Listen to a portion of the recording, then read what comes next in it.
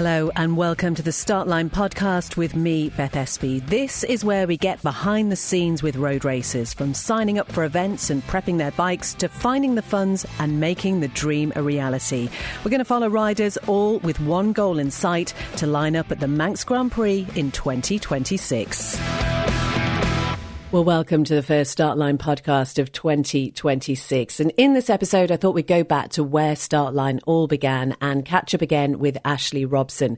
We first spoke to her towards the end of October, but today we're not going to hear just from Ash. We're also going to hear from her mum, Hazel, and her dad, Lee, because we so often talk about how important it is to have that family support behind you when you are in the motorcycling world. I first began, though, by asking Ash how the past few weeks had been. Very chill, to be honest. Lots of work, but nothing really race related, unfortunately. It's just kind of in the depths of the off season. So, Hazel, I'm going to start with you. When did you first realise that bikes were going to be such a big part of Ash's life? The moment that she continuously asked for one from Santa. It was bike. Can I have a bike? Can Santa bring me a bike? And I thought, right, okay, yeah. And that was it. And then she was never off it. She was always on it, always asking her dad to take it out on her bike. And it was just no Barbies, no dolls, no nothing like that. It was a motorbike and that was it. So, yeah, from a very young age. And how old was she when Santa gave in? Oh, about 8, yes. About 8 when Santa gave in and trailed a bike up the stairs to our living room. And you thought Santa was very clever by putting down drop sheets. Ash, do you remember that? I do remember. It was it was a big motocross bike at the time, but we used to live in a flat, so Santa Claus had taken it all the way up like 2 flights of stairs to get in the living room, and we're out on it for the rest of the day. Right, it was so good. Best Christmas. So, Ash's dad, where did your bike interest start then? When I was a young lad, my grandfather had a motorbike, my father had a motorbike. My next door neighbour was a TT racer. Just from there, it was just bikes. Who was your next door neighbour? You're going to name drop. Derek Glass. I remember him going away, sorting his bikes out in the garage next to us, going away, sometimes coming back a wee bit worse for wear, and broken arm, broken legs, things like that. But he always fought on, he always came back. Just on his bikes in his garage, and he was a fantastic racer till he retired. 3-4 years ago he retired. I've had one bike, and that was a doer-upper bike, and it never got done up because I was always sorting out other people's bikes. When I took interest in bikes, I thought, yeah, this will get pursued for as long as they want it to be pursued. And yeah, if that's what they want to do, what's 100% behind them. And so do you ever wish that you had sort of pursued it a little bit more yourself, race-wise? No, I'm quite happy with what I do. I don't know if I would trust myself. It would be good, don't get me wrong. I think we did one race together. It was a family race, but it was on mini bikes, and the oldest took me off. Then the youngest decided to almost run over my neck. He spent more time in the grass than he did on the track. He's better fixing them than riding them, aren't you? Yes. Yeah, I think if that had been my experience, I'd probably stick to fixing them as well. At what point then did you realise that Ash was taking it so seriously? And I guess, how did you feel about that? After the mini bikes, extremely competitive person. After watching on the mini bikes, just progressing from not having much instruction to getting through the mini bikes and going on at 125, and seeing her just progression and pushing on. I thought, yeah, she's got something here to keep going with. She's got that determination. Let's work out for the best. Anything that's put in front of her, she's battled through it. So, no, you've got to stick behind her. The progression that she's done through the different levels, and as soon as we hit the roads, you've seen it differently.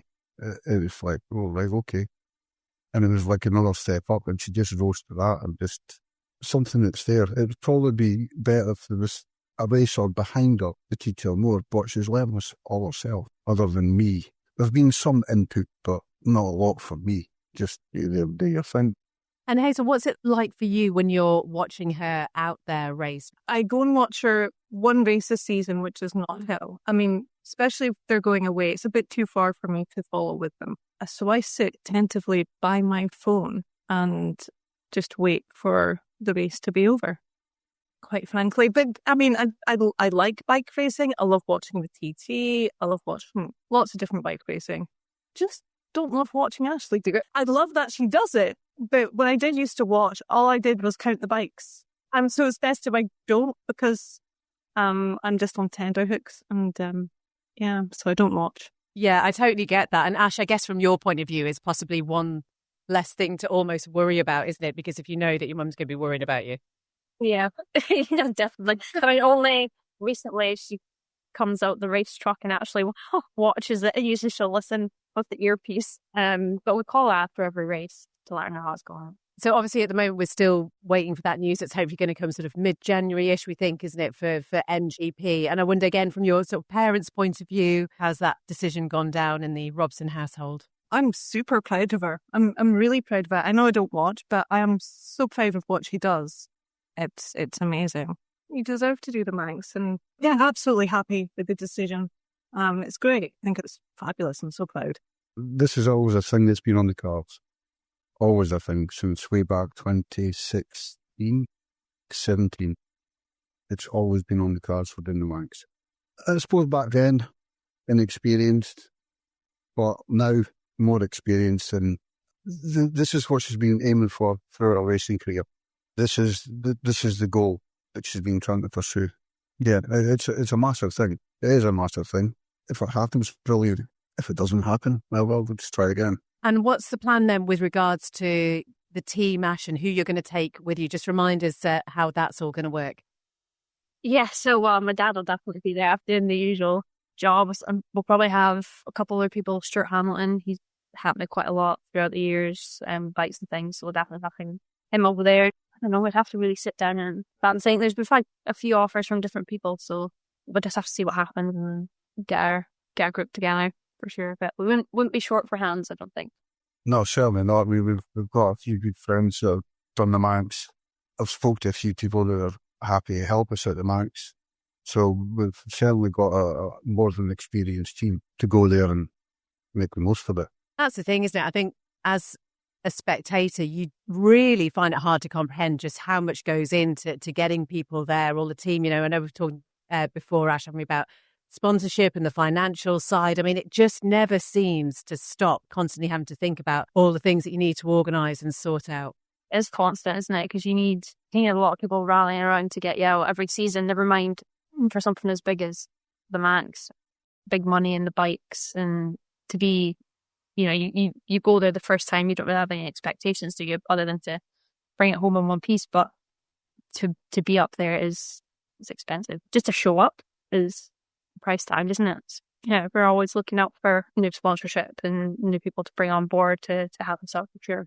And that's the other thing, is that actually I think people sometimes imagine that sponsorship is thousands of pounds, but actually sometimes just, even like a tank of fuel or something like that, it all just must make such a difference. 100%. Like every little helps, people that Dante Contracts, they help us out yearly. Like Sherloss, they provide race suits and boots and things. Like it all adds up. Even just some people here and there at the rounds being like, maybe giving you something like, get yourself some dinner with it, and it'll be like so for race fuel or anything. Like literally every little helps for sure. And so just think about you and your dad obviously working on the bikes together. Does it get a little bit tense in the garage sometimes? Yeah, I mean it's not too bad. There's obviously, I think, especially at the racing, when there's a bit of tire roulette going on, is it wet, is it dry, is it go, and then you're rushing back and forth. It's maybe a little bit. It is a bit of a stressful situation. Did you make the right choice? So I decided to stay out of it and leave her with the choice to pass the onus on to her. So I'm not on the bike. It can get a wee bit tense at times, but yeah, it's one of those sports that it's not. You need to be on the ball 100% all the time. You need to be focused all the time, and you don't need the rain mucking you about. In general, it's usually fine. There's not any arguments or anything. No, certainly not any arguments. That's it though, isn't it? I guess, from your point of view, Ash, obviously you've got the nerves before you go out on track or on the road or whatever. But actually for all those people around you, you're so invested, aren't you, in making sure that everything is absolutely right and hoping that you get the best result possible, that I guess, you kind of pick up on each other's nerves sometimes. Yeah, no, definitely. It's a bit of a balance in that sometimes, I suppose, because if you're one person starts stressing out, then everyone's getting a little bit stressed, and then it's like, just chill. We were pretty good at like taking a second if things were getting a bit much. We're just like, okay, walk away and come back. And obviously, I know, again, we've sort of spoken before about sort of learning. I know you've been over to the Isle of Man and you've done laps and whatever. Have you got the TT game on a PlayStation? Everyone keeps up talking about this. Have you got it? Yeah? But I do. I'm horrific. So to go around, I'm so slow because I'm just so bad at playing video games. Mario Kart, great. Anything else? Let's just say, hopefully I'm quicker on the bike than I am on the game. So how have you gone about learning all the corners then and place names? Is that something that you feel you need to do, or do you visualize it? How does it work? Usually visually, like the names. I mean, there's so many names to the corners, so no one could really expect you to, even guys who've been doing it for years, get corners names mixed up but know where they're going.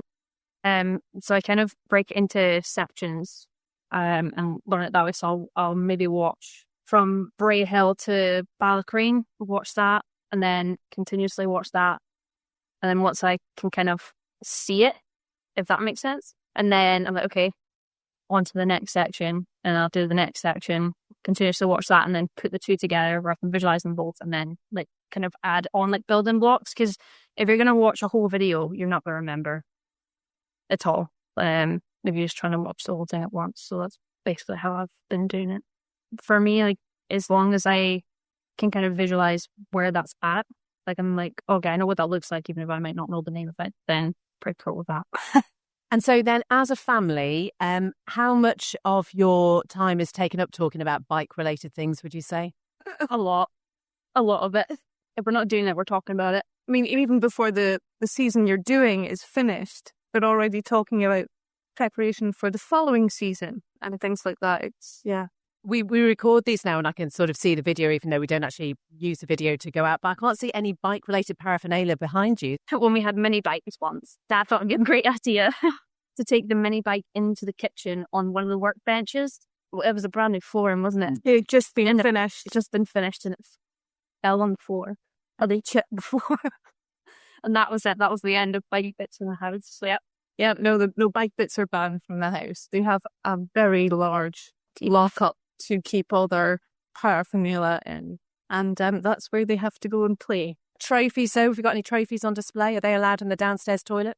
We do have a room full of trophies and helmets that are all up on display. So there is one room dedicated to it. That's so lovely, that. And, you know, you two must be so proud of what she's achieved so far. Because obviously, Ash, I mean, you're still only really young as well and have made such great progression. You had a great 2025 season. And yeah, I think to see your child go out and fulfill their dream must be really quite something.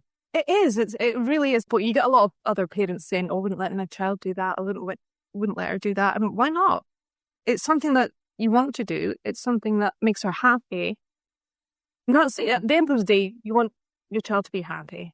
Safe, yes, and she's as safe as she possibly can be. But yeah, no, we're proud of her and we just support her in everything that she does. As a family, we support all the children and what they choose to do wholeheartedly. And at the end of the day, it's their life, their choice. It's their hard work that they have to put in. We're just here for them when they need. Bring them back down to earth. Get to high and mighty. Oh, good. Does Ash get high and mighty? Come on, spill all the details now. So every year, they all get a chance to put the fairy on top of our Christmas tree. They take it about turns. And one year, it was Ashley's turn to put the fairy on top of the Christmas tree. And she comes waltzing in, just as proud as you like, and takes what I thought was going to be the fairy. No.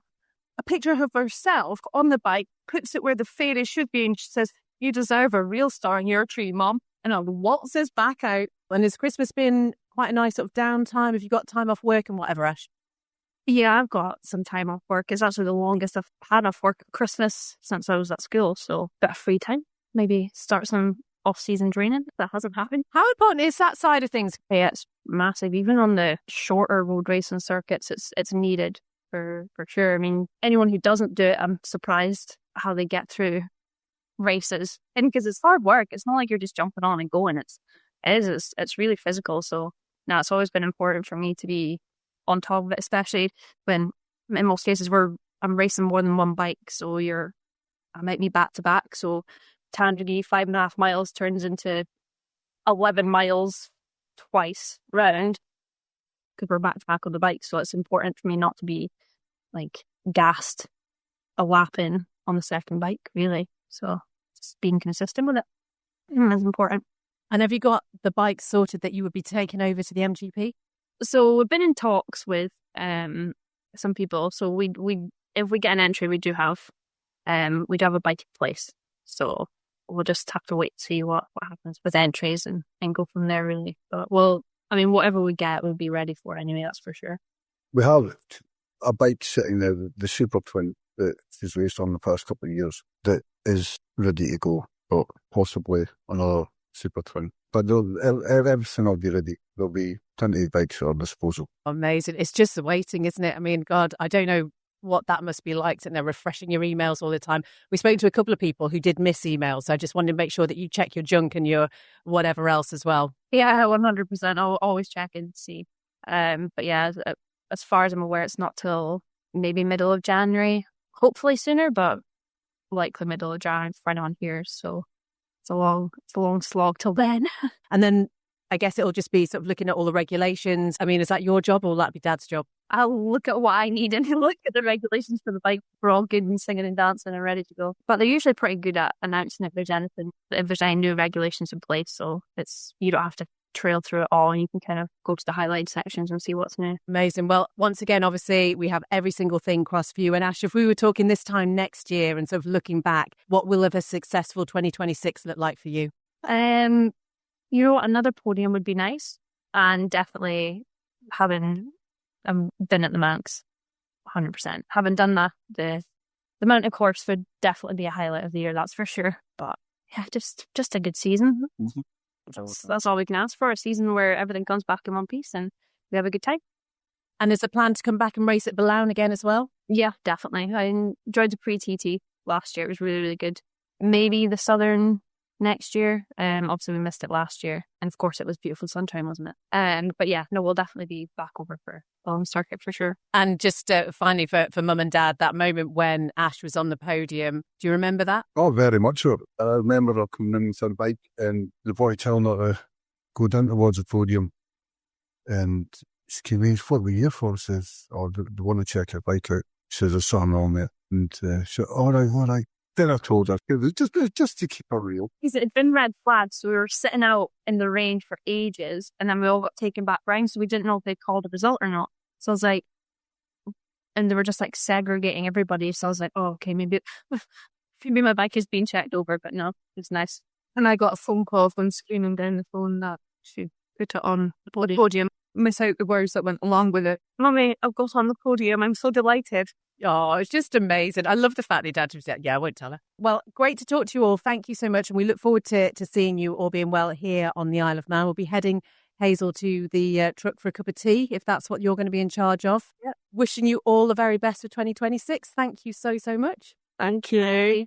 Ashley Robson and her mum Hazel and Dad Lee. And as soon as we have that decision about MGP 2026 and whether Ash is going to be there, we'll let you know. As ever, all the links to Ash's social media are on the podcast page, so do give her a follow.